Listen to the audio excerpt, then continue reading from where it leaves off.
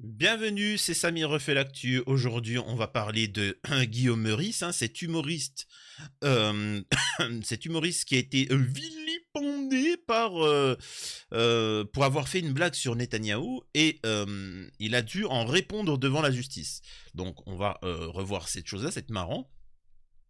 Et donc, bien évidemment, il a gagné. Donc, il est autorisé à faire cette blague-là. Donc, c'est ce qu'il va faire.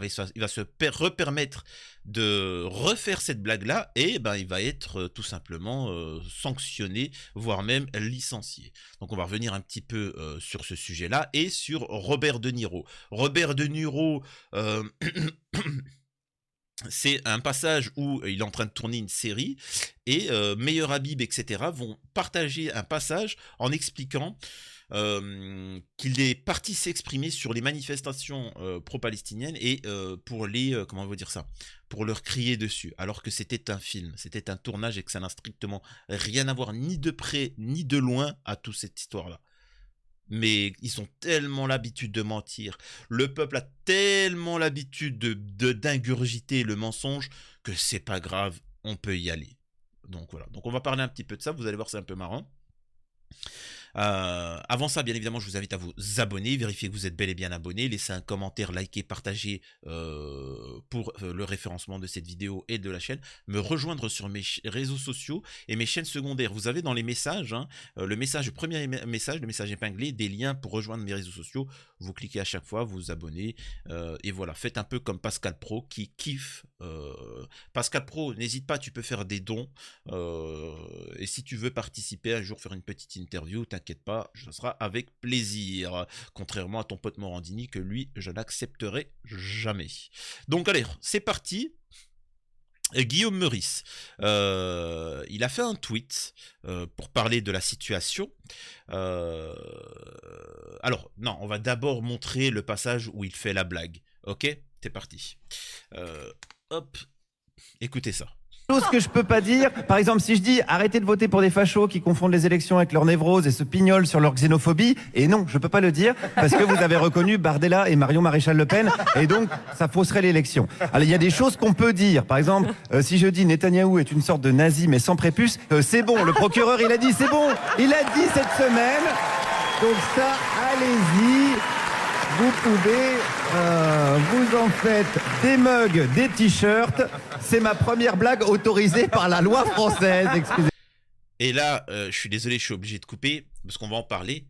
Alors, on va parler du fait que c'est quand même gravissime qu'en France, on n'a pas le droit de critiquer Netanyahou sans devoir en répondre devant la justice. Comprenez qu'en France, il y a une problématique. C'est que la justice, on dit souvent que la justice est saturée, etc. Mais elle est saturée de quoi? Eh ben de ce genre d'affaires. Vous vous imaginez la folie, c'est que il y a dû avoir quand même des mecs, des avocats, l'avocat à la cour qui était là, t'avais le juge, et t'avais le procureur, t'avais la totale pour savoir si cette blague elle était drôle ou pas drôle, t'avais des tableaux, les gars... Vous imaginez au tribunal, tu viens, tu te poses, ouais, il a fait une blague, mais elle était pas drôle. Si elle était drôle, non, même pas vrai. Si elle était un peu embêtante, et puis Netanyahou, ça lui a même pas plu. Quoi? Vous voyez où c'est que notre société est arrivée? On parle, c'est plus de la censure, tu vois. C'est même les blagues, c'est-à-dire que même La Fontaine, ses fables, les fables de La Fontaine, il aurait pas pu à notre époque. À notre époque, parce il pouvait trouver des solutions comme ça en faisant des fables pour critiquer un peu certaines choses. Même à notre époque, ça passerait pas. C'est faux.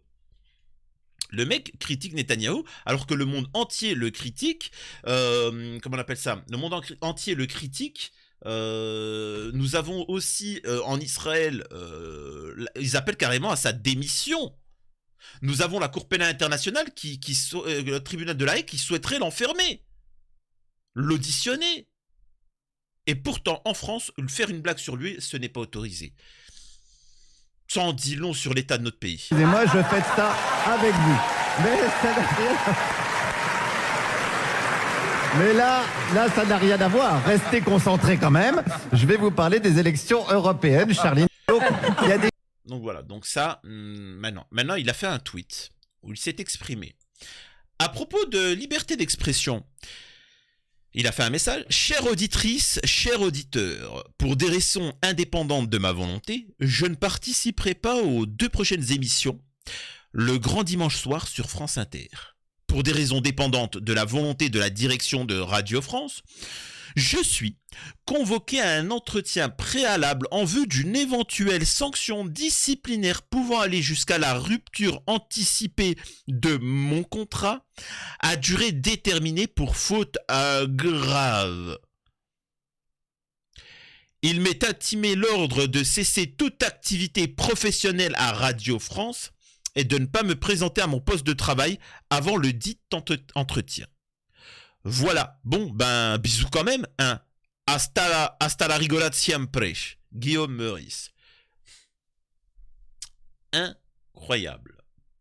Et moi, j'aimerais juste rebondir là-dessus en disant comment ça se fait que Morandini n'est pas sanctionné alors qu'il a été condamné pour vilipendage de mineurs. Comment ça se fait qu'Hanouna n'est pas sanctionné? Comment ça se fait que tous ces gens-là qui disent des dingueries sur les plateaux de télé ne sont pas sanctionnés? Comment ceux qui font de la désinformation ne sont pas sanctionnés? On a récemment, vous avez pu voir dans Chamonix, là, ou je sais pas quoi, Chamonix, cette écrivaine, tu vois, étrangère qui est née en Iran et qui est venue ici, machin, elle nous a expliqué quand même que les musulmans c'était des idiots. Tous, hein. Clairement, hein, c'est ce que nous a dit. Qu'à ce qui paraît, les femmes étaient obligées de ne pas avoir des bonnes notes, sinon, voilà, le Coran l'a cité, tu vas voir, tu vas prendre cher. Euh, et pourquoi ceux, ils sont pas sanctionnés? On est d'accord que sur le service public, on a des personnes qui appellent à la haine. Enfin, c'est complètement fou. Donc vous voyez bien, et là, c'est même pas qu'il attaque Netanyahou, là, il fait une blague. Il fait une blague sur un dirigeant d'un pays étranger. C'est fou. Nous avons quand même sur des chaînes de télé, comment il s'appelle, Enrico Macias qui appelle à dégommer physiquement, c'est-à-dire qu'il précise bien physiquement tous les gens de gauche. Faut les dégommer. Alors, y a pas, et puis l'autre lui a dit non mais attendez, vous parlez idéologiquement au niveau des élections. Non, non, non, non, physiquement. Ah, mais ça fait quand même beaucoup, les gauchistes, il y en a beaucoup quand même en France. Hein. C'est 30%, au moins 30% de la population. Enfin, c'est... Et il insiste, et il n'a pas été sanctionné. Mais Habib, qui dit des choses par rapport à la population palestinienne, il n'est pas sanctionné. L'autre qui explique que les musulmans ont accès... Enfin, en fait, il y a ça laisse expliquer du fait du 2 poids 2 mesures, mais aussi du fait que comment ça se fait que derrière nous, on n'est pas organisé. Comment ça se fait que vos influenceurs de gauche, comment ça se fait que vos politiques de gauche, Rima Hassan, Mélenchon, etc., pourquoi ils ne s'organisent pas pour une défense de tout ça? Ouais, non, mais il faut voter pour eux. Non, il n'y a pas besoin de voter pour eux. Je sais pas, moi, demain, Mélenchon, machin, ils font un organisme de défense, tout simple, et, et c'est tout. On le finance 1 € chacun, t'inquiète pas, ça fait des millions assez rapidement, et on paye un avocat qui attaque et qui lance des procédures et qui ne laisse rien passer. Pourquoi ils ne le font pas? Et votez pour moi, sinon, sinon je ne le ferai pas. C'est juste incroyable. Au même moment, nous avons quelqu'un qui appelle à créer une milice étrangère en France pour faire la loi, en la personne de, comment il s'appelle, Tapiro, mais bien plus grave que ça. Nous avons Tapiro là qui parle de cette ligue de défense et que bien évidemment tout le monde en a parlé vite fait mais sans jamais même montrer le site parce que c'est juste bon pour faire du clic, parce que tous vos influenceurs sont là juste pour ça mais pas pour régler la situation. Ça a été fait. Pourquoi ça n'est pas attaqué cette Diaspora Defense Force? C'est fou. C'est vraiment une 5e colonne. Mais plus que ça, hein. Bien plus que ça. Regardez. Nous avons carrément maintenant les jeunesses. Les jeunesses, l'académie, les jeunesses de la défense de la diaspora juive. Nous avons les jeunesses tapiriennes. C'est quand même fou, quoi. Pourquoi personne n'en parle? Parce que là, on rentre dans le vif du sujet. Pourquoi ça, c'est pas sanctionné? Hein? Posez la question. Dites-moi, répondez-moi. Bref. Donc maintenant, on va partir sur Tapiro. Hop. C'est parti. Vidéo virale de Robert De Niro. L'acteur n'apostrophait pas des manifestants anti-Israël, mais tournait une série. C'est juste fou, quoi. Donc, Robert De Niro a été filmé en train d'invectiver des manifestants. De nombreux internautes y ont vu une marque de soutien à Israël. Il s'agissait en réalité d'une séquence pour une série que l'acteur tourne à New York.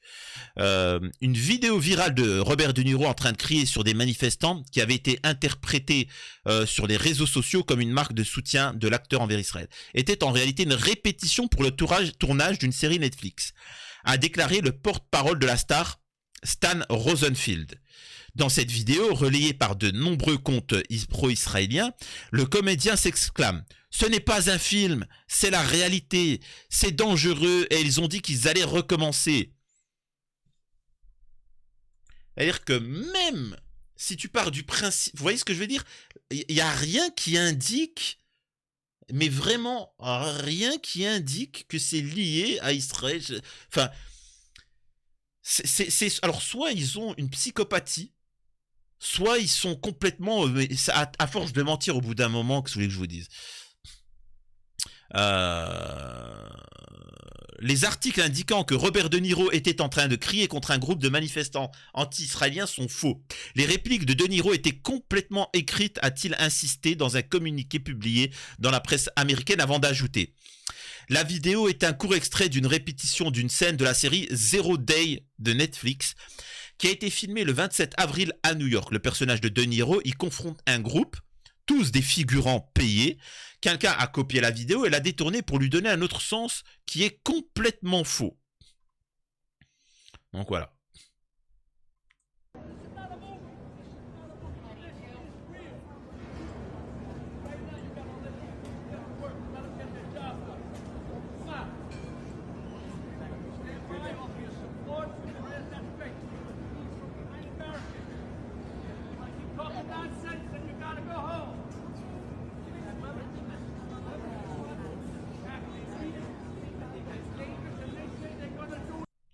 Voilà. Mais en même temps, ils ont tellement l'habitude de manipuler. Donc voilà pour le sujet de ce soir. Et là, on va parler d'une certaine Soukaina parce que, j'ai fait une vidéo pour parler un petit peu de comment, d'une problématique où elle s'appelle comment, Nasiha va clasher Hanouna et un peu tout le système parce qu'en fait, elle a réagi sur l'affaire des collants. Les collants, il faut savoir que t'es considéré comme radicalisé si tu mets des collants. Me demandez pas l'explication, la justification, ce que vous voulez, je sais pas. Me demandez pas, je peux pas vous aider. Et de toute façon, les robes ont été interdites. Que celui que je vous dise, maintenant c'est les collants, demain ça sera, je sais pas, les chemises, parce que camis, chemise. Donc voilà, il faut savoir que chemise, ça vient de l'arabe camis. Bref. Et donc, il y a eu un clash entre Hanouna, Nasiha, etc. Voilà. Et donc, ils en ont parlé ce soir et ils ont invité une femme voilée pour s'exprimer là-dessus, sur le racisme en France, etc. Mais encore une fois, je suis désolé pour cette demoiselle. On ne va pas dans un plateau où tout le monde est contre toi parce que c'est perdu d'avance. Il faut boycotter, il faut arrêter parce que du fait qu'elle va dans cette émission, ça va faire de l'audience et ainsi de suite. Il faut boycotter, c'est aussi simple que ça. Mais écoutons quand même malgré tout. Vous êtes victime de racisme régulièrement? Quotidiennement. Vraiment? C'est genre quoi? Racontez-moi. Quotidiennement, c'est-à-dire c'est de la discrimination au travail, c'est de la discrimination dans la rue. Dans la vie? Alors moi, je viens d'être diplômée d'un master. D'accord. Donc j'ai fait Sciences Po. Ah ouais. Vous voulez faire quoi plus tard? J'aimerais bien... Déjà, elle a fait Sciences Po, sciences politiques. Elle a fait Sciences Po et ce qui me fait rire, c'est que derrière, en face, t'as que des ignares. T'as que des gens qui ne sont pas diplômés, qui sont complètement à l'ouest. Mais il y a Géraldine Maillet. Oui, non, mais Géraldine Maillet, c'est la plus ignare de tous. Hein. Je tiens juste à vous le dire. Hein. En fait, qu'est-ce que tu veux débattre avec ces gens-là? Qu'est-ce que tu veux débattre? L'autre, c'est un blédard, il est pas né en France et il se permet d'expliquer ce que c'est la France. être députée à l'Assemblée nationale, malgré ce que je porte, ne vous en déplaise. J'espère que vous ne serez pas à côté de Louis Boyard, c'est tout, mais sinon, avec plaisir. Voilà. Ça, c'est votre avis, mais du coup, voilà, moi, la discrimination, je la vis tous les jours. Voilà, elle a dit ça, c'est ton avis, je m'en balèque, tu vois. Même pour rigoler, c'est ton avis. Le racisme, je le vis quand je vais faire mes courses. Vraiment quoi, genre quoi? Vous sentez quoi? Des regards, Maintenant, en France, on se cache plus de dire ce qu'on pense, du voile, de dire ce qu'on pense. C'est-à-dire des regards, vous sentez des regards de gens insistants, des regards insistants, puis quand on se retourne et on demande à la personne pourquoi elle nous regarde, oh, franchement, madame, pourquoi vous êtes voilée, quoi? Vous êtes toute belle. Ah ouais. Voilà, ce genre de choses, des retours en Afrique. Très belle avec le voile. Hein. Merci, je le sais. C'est pas le but du voile, mais il y a aussi d'autres trucs marrants. Je vous l'ai déjà raconté, mais pendant le ramadan, je sais, à chaque fois que je faisais des courses, t'avais des gens, des femmes surtout, hein, je sais pas pourquoi, des femmes, elles étaient limite toute la journée au Super U, au magasin Leclerc, etc. avec de... Tu vois avec de l'eau, tu vois. Ils étaient là, et ça buvait dès qu'ils... Oh, ça cherchait dans tous les rayons, dès que ça voyait un musulman, une tête d'arabe, hop, ça sortait la bouteille d'eau. Et puis ça te regardait de travers. Puis tu sais, toi t'es là en mode, mais qu'est-ce qui lui arrive celle-là? Il y en a une, elle sortait des gâteaux, elle mangeait devant toi comme ça. Mais t'as sérieux? Ou d'autres, ce qu'il faut, c'est que... Tu vois, il y a les ancêtres, c'est des chevaliers, ça partait à la guerre. Et t'as leurs descendants qui prennent... Tu sais, t'as un caddie, et en fait, est-ce qu'ils viennent? Ils prennent un saucisson, et ils te le jettent dans le caddie et ils se sauvent. Tu sais, parce que parfois, tu laisses ton caddie et tu vas faire... Tu cherches des choses, tout ça. Eux, ils passent, ils laissent un saucisson. Tu sais, toi, tu vois le saucisson, tu le fous dans un rayon, tu t'embalèques, tu traces. Qu'est-ce qu'ils sont? C'est-à-dire que vraiment, je me demande chez lui, oh, chérie, tu devineras jamais ce que j'ai fait. Ouais, quoi? Bah, j'ai vu un musulman, j'ai mis un saucisson, un saucisson dans son truc. Ah ouais, d'accord. Bah, sinon, on accueille Karim, Karim qui vient de Palestine, il vient dîner à la maison. Ah bon? Ah mais faudra lui prévenir que c'est pas halal à notre repas. T'as Karim qui rentre, bienvenue, ben écoutez, je vous ai apporté du saucisson, on va pouvoir le déguster ce soir. tu vas déguster du saucisson? Ouais non, mais en fait moi je suis chrétien quoi. Ben, dans notre famille on est chrétien depuis à peu près 2000 ans, quoi. Vous, ça fait combien de temps que vous êtes chrétien? Et sinon, vous maîtrisez l'araméen? L'araméen pour lire la Bible, etc. Mais c'est à quel passage quel verset tu connais par cœur? Oui, qu'est-ce qu'ils sont débilos, franchement. Excusez-moi, ben bref. T'as pas besoin de vous dévoiler. Merci. Je sais, de toute façon, c'est pas... le but c'est de laisser les femmes être libres de porter ce qu'elles veulent. C'est vous qui avez fait le choix. Bien sûr. Parce que c'est ça aussi que j'aimerais revenir là-dessus. C'est qu'il y a ça aussi, c'est de poser la question, c'est problématique. Plein de gens, et je suis sûr qu'il y a plein de gens qui ont l'argument de vous dire, ils pensent que vous êtes forcés. Ouais. Mais c'est vous qui avez fait le choix de... Bien sûr. Ces gens-là, je les invite à s'ouvrir au monde et à discuter avec les gens, avec les femmes voilées par exemple, et ils verront que dans beaucoup de cas, on n'est pas en Iran. Ici, les femmes ne sont pas forcées d'être voilées. Alors en Iran, par exemple, vu que j'ai sorti le sujet, je termine. Je condamne totalement le gouvernement iranien à 100%. Pour moi, une femme doit être libre de vouloir porter ce qu'elle veut. C'est même pas une question de voile ou pas voile, c'est ce qu'elle veut. D'accord. Donc voilà. Et vous avez toujours porté le voile? Non, pas du tout. Je l'ai porté à 22 ans. Vous vous imaginez le racisme que c'est? Parce que je suis désolé, c'en est là actuellement. On est bien d'accord qu'elle est là pour parler du racisme. Elle est là pour débattre. Et petit à petit, Hanouna emmène la question sur le voile. Mais est-ce qu'on ne te force pas? Mais depuis combien de temps tu le mets?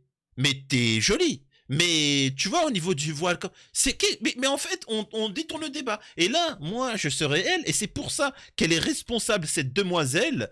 Elle est responsable et je pense qu'elle est suffisamment intelligente pour comprendre que elle a servi la soupe à Hanouna et qu'elle s'est fait humilier. Tu vois, là c'est en public, humilié de par le fait qu'elle ne peut pas non plus être trop virulente en répondant, mais là on est en train de lui demander de se justifier par rapport à son voile. Ce qu'elle expliquait il y a 2 secondes, qu'elle en supportait pas des regards insistants et qu'elle devait se justifier de son voile, là Hanouna, 2 secondes après, il fait la même chose, sauf que c'est devant des millions de téléspectateurs. Regardez, ça ne s'arrête pas. Ça ne s'arrête pas. Vous avez toujours porté le voile? Non, pas du tout. Je l'ai porté à 22 ans. J'en ai 25 aujourd'hui. Qu'est-ce qui a fait que... Alors justement, c'est ça que j'aimerais savoir. Ça a été quoi le déclic? Un cheminement spirituel personnel. C'est quoi le déclic? Pourquoi? T'es sûr que c'est pas un membre de la famille? Quel déclic? T'étais où le 7 octobre? Qu'est-ce que vous voulez que je vous dise? Mais bon, on va poursuivre. En tant que patriote française, malgré ce que je porte sur la tête, me permettre de mettre tous les Français dans le même lot, je ne peux pas. Il y a une minorité qui est raciste et qui fait beaucoup de bruit, malheureusement, et qui est sur les plateaux télé, qui est même dans la politique et qui n'est pas condamnée. Donc tout à l'heure, je vous entendais être tous indignés par les propos de la dame, mais par exemple, il y a des propos de l'extrême droite qui sont très graves au quotidien qu'on entend et qui ne sont pas forcément... Monsieur Zemmour a été condamné quand il a dit des trucs dégueulasses. Je parle des journalistes qui ne condamnent pas, je ne parle pas de la justice, justement. Et encore pour vous dire... Jean-Michel, vous vouliez parler depuis tout à l'heure. Oui, non, je voulais réagir sur le voile. Moi, ça ne me gêne pas du tout que vous le portiez. Je respecte Encore heureux. Voilà. votre choix, évidemment, encore heureux. Mais je voudrais savoir que vous m'expliquiez pourquoi, à ce moment-là, dès qu'il y a une révolution dans un pays arabe, le premier geste des femmes, c'est de retirer leur voile. Ah, Donc, Vous voyez, le débat, c'est clairement ça. C'est-à-dire qu'elle n'est pas là pour ça. Maintenant, le débat, c'est pourquoi tu mets le voile? Qu'est-ce que tu viens faire là? T'as pas honte? Comment ça se fait? Blablabla, blablabla. Vous voyez? Alors qu'elle là, elle vient de comprendre que ça ne servait à rien d'aller sur TPMP pour sa visibilité. Donc voilà. Là, elle doit se justifier de son voile bien plus qu'au magasin quand il y a des regards insistants. Encore une fois, voilà, elle doit se justifier. Normalement, si elle avait un minimum... Enfin... je veux bien comprendre, mais là, la réponse à donner, c'est je t'en bip. Est-ce que moi, je te demande pourquoi t'es parti en Turquie te refaire tes cheveux? Espèce de pervers. Est-ce que je te demande, moi, par rapport à la femme, l'agression bip que t'as fait, hein, à cette femme-là qui est venue, tu l'as agressée de bip, intimement, hein? Toi qui prenais des Paris-Brest, qui a été arrêté pour ça, est-ce qu'on en parle? Et toi, tu vas me parler sur mon voile alors que moi, j'ai fait Sciences Po, je suis une jeune demoiselle. en quoi c'est quand même symbolique quand même. Alors, je peux pas vous répondre vu que je ne vis pas dans ces pays-là et que je suis française, justement. Vous Et que moi, c'est pas les musulmans mon exemple, mais votre l'islam. avis sur le monde arabe quand même. J'ai mon avis sur le monde arabe. Je Pourquoi trouve que les femmes, dès qu'il y a une révolution, elles retirent leur voile? Alors, quelles femmes? Parce que par exemple, au Maroc, c'est pas ce qui se passe. Donc, de quel pays parlez-vous? Iran, vie, liberté. En Iran, mais révolution au Maroc. vous prenez toujours l'exemple de l'Iran. Je ne suis pas iranienne et je condamne à 100% ce qui se passe en Iran. Pour moi, c'est carrément contraire à l'islam, si je puis me permettre. Donc, voilà. mon avis Et sur le pour sujet. en revenir à ce moment-là sur le racisme, je voulais dire, il n'y a pas que les musulmans qui sont victimes de racisme. J'ai pas dit ça, je On peut parle- très bien être catholique, blanc, et se Bien travailler sûr, dans un mais c'est café, ça, et être bien sûr. insulté, Bien sûr. être voilà, être, Alors, on se fait ça- cracher ça dessus, s'appelle- etc. ça C'est pas quelque chose qui est propre. On le regrette évidemment, mais de L'antisémitisme, tous il y a bords. du racisme, il y Le a du- racisme, il est de tous du bords racisme et il est partout. condamnable de tous bords. Ce qui est dommage dans vos propos, c'est que vous mettez au même niveau tout. Alors, vous mettez au même niveau le racisme anti-blanc, qui n'existe pas selon moi. Ah bon, c'est ça qui est dommage. C'est mon avis, Bah, c'est mon la avis. discussion, C'est mon avis. Non, racisme il y a de la anti-blanc. discrimination. Il y a de la discrimination envers les blancs. Il y a de la discrimination racisme. envers les blancs. Ce Discrimination, n'est pas c'est du du racisme. racisme. Le racisme, C'est du racisme, une Soukaine. idéologie qui a été créée par justement les blancs. Donc ça ne peut pas être le racisme anti-blanc ne peut pas exister à partir de ce Quand vous moment-là. avez, quand Mais vous je avez les finis. représentants de certaines immigrations, Alors, attendez, quand vous avez les représentants de certaines immigrations qui traitent des Français de souche de sales blancs, c'est pas du racisme. C'est de la Ou de discrimination. sales Français ou de sales Goer. C'est ce que j'appelle Bon, voilà. Après, là, elle rentre dans le sujet politique à un certain niveau. Là, elle rentre dans les détails, mais ils sont pas suffisamment éduqués. Il faut savoir aussi à qui tu t'adresses et baisser le niveau pour être compréhensif. Sinon, ça fonctionnera pas. Et là, nous avons Soukaina. Alors, je vous passe, hein, pendant un long moment, Gilles Verdez va essayer de s'exprimer, mais ils vont tous lui couper la parole. Et vraiment, là, toute cette affaire, à l'origine, c'est que des joueurs de foot mettent des collants pour se protéger du froid et des blessures. C'est ça l'origine. Et donc, Gilles Verdez, comme d'habitude, il ne va pas pouvoir s'exprimer, tout le monde va commenter, va l'empêcher de parler, etc. Tu fais mal à la France, etc. ainsi de suite. Et Soukaina va rebondir là-dessus. Football, là. Les musulmans, ils sont français, hein. Oh, oh. Les musulmans, ils sont français. Lui, Je rappelle c'est plus, que bah le oui. Je football. partage pas les mots, mais je partage la colère. Voilà. Mais les musulmans, ils sont français, donc elle insulte les musulmans, excuse-moi. Voilà, qu'elle t'insulte. Alors, je me Soukaina. permets juste de dire que la censure qui est faite envers Gilles Verdez, je la trouve dommage. Et déplorable, vous ne laissez pas placer un seul mot. Et parce que vous n'êtes qu'il pas va pas dans votre Vous n'êtes sens. pas là tous les jours, c'est Regarde, insupportable. oui d'accord, mais là il n'en a pas placé Mais une non, seule. mais c'est celui qui parle le plus dans l'émission, D'accord. Soukaina. Ensuite, ce que je voulais Celui qui dire, parle le plus, c'est justement, Voilà. c'est un problème. d'accord, mais c'est juste moi là ce que je ressens sur le plateau, donc je veux en faire part. Ensuite, par rapport à l'islamophobie, Voilà, c'est bien de le mentionner. Donc, Magnifique, elle a remis les choses en place. C'est quand... mais c'est partout, hein. Dans tes PMP, du moment où tu n'es pas d'accord avec l'idéologie prédominante, eh ben tu seras censuré, vilipendé. Mais ça, tu peux le voir malheureusement dans tous les plateaux de télé, dans toutes les émissions, où en fait on ne vous laisse pas dérouler votre argumentaire. Et ça, c'est juste insupportable. Et là, finalement, respect total à cette demoiselle qui va dire les termes. On va faire un monologue, allez-y. Je fais ce que je veux. Ouais. Donc j'étais en train de dire que en France, il y a de l'islamophobie, il y a de l'antisémitisme, et j'aimerais bien qu'on la mette au même niveau, justement. En fait, le problème, c'est que l'islamophobie, j'ai l'impression que vous voulez la cacher ou la banaliser. C'est pas la même chose. Elle existe Totalement en France. ça. C'est pas là, je peux répondre à ça? L'affaire avec Guillaume Meurice en est la preuve. Toutes les affaires, les convocations pour apologie du terreau, c'est regarder Dieudonné, regarder Éric Zemmour qui a été condamné à plusieurs reprises et pourtant il est toujours opérationnel, alors que Guillaume Meurice il est censuré pour une blague sur Netanyahou en plus. On va laisser répondre après, j'aurai une question pour Gilles Verdez. Il n'y a pas... Oui, Valérie. J'aime pas trop quand j'entends, il faut qu'on le mette au même niveau, sous-entendu, on serait tous comme des dingues sur l'antisémitisme, on serait pas comme des dingues sur... C'est ce que vous voulez dire. Là, Géraldine Maé, elle s'imagine qu'elle a en face Illimam Majoubi. C'est-à-dire qu'il va s'excuser. Non, je suis pas. C'est-à-dire qu'ils ont tellement l'habitude sur le plateau à avoir Moundir. Moundir, qu'est-ce que vous en pensez face au génome actuel en Palestine, à Gaza? Mais moi, j'ai toujours grandi avec des juifs. Mais bon, t'as pas demandé ça. Enfin, on s'en fout, Moundir. Qu'est-ce qui t'arrive? Qu'est-ce qui... Moundir, oh, il y a une flaque de pisse en dessous de toi, Moundir. Donc, elle va dire clairement la réalité. Soukaina, je ne me rappelle plus de son prénom. Et moi, clairement, c'est ce que je ressens et c'est ce que je pense. C'est ce qu'on ressent dans ce que vous dites. ce que vous venez de dire. Et c'est ce que je pense. On n'est pas d'accord avec vous. Non, mais attendez, On n'est pas du tout d'accord avec vous. le mot... Je suis désolée, mais vous êtes la Palestine est le parfait exemple. Non, mais attendez. Bien sûr que si, mais bien sûr que si, il y a un rapport. Sur le sol français. Oui, mais je suis désolée, mais un génocide qui est à l'échelle mondiale, on est concerné en France. Mais on est concerné en France à partir du moment où la France fournit en armes Israël, on est concerné directement.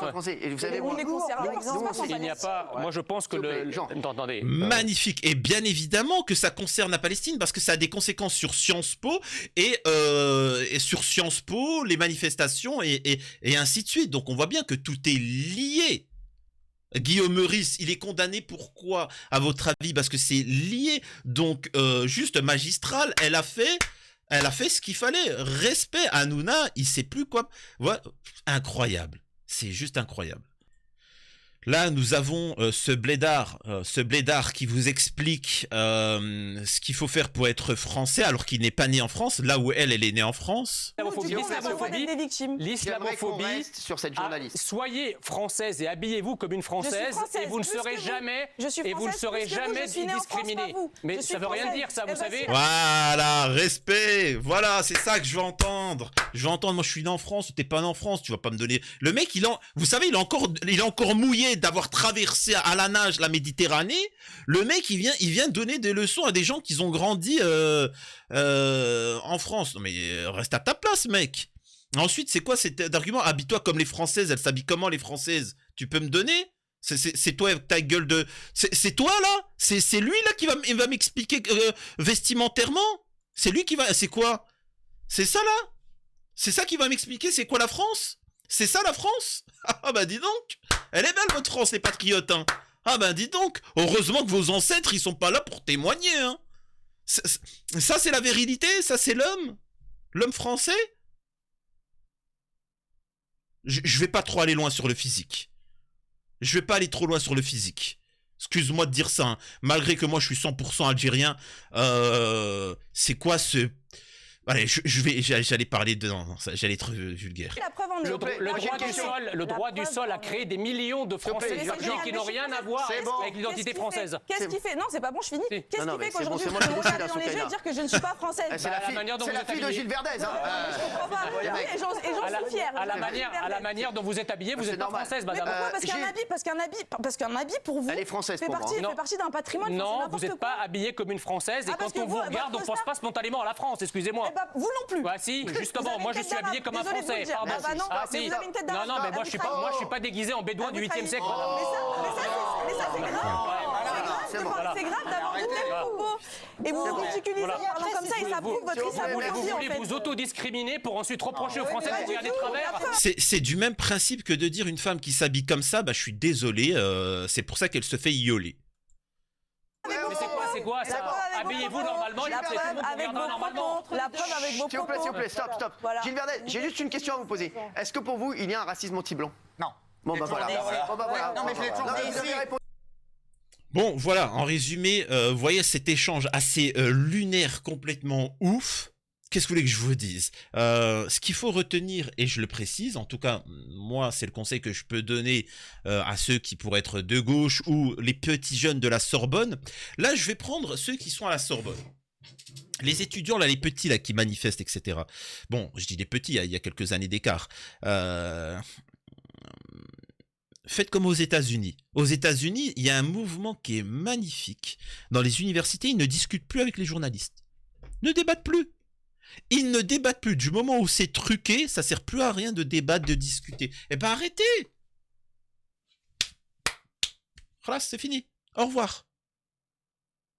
De toute façon, regardez, elle a été invitée, elle n'a pas pu s'exprimer, elle a dû s'expliquer de son voile pour 80% du temps où elle a dû parler, c'était pour s'expliquer de son voile, ce qui était pour moi d'une violence extrême. Et le reste du temps, on la coupait et ainsi de suite. Et ça, c'est du racisme. Où c'est que vous avez vu qu'une intervenante, elle vient, bonjour monsieur, madame, mais vous êtes catholique, mais vous allez tout le temps catholique tout le temps à l'église? Alors on va me dire oui, mais la France catholique, d'accord. Vous êtes juif, mais je vois que vous avez la kippa, mais la kippa, depuis quand vous mettez la kippa? La kippa, ça représente quoi? Pourquoi vous mettez la kippa? Vous n'avez pas envie d'enlever la kippa? Vous savez qu'il y a des juifs qui ne portent pas la kippa en Israël? Vous savez qu'en Israël, il y en a qui jettent la kippa? Qu'est-ce que vous en pensez de ça? Pourquoi vous mettez la kippa? Vous pouvez vraiment pas enlever? Incroyable. Ça, jamais vous l'entendrez parler. Et ben voilà, c'est ce qu'on appelle du deux poids deux mesures, du racisme.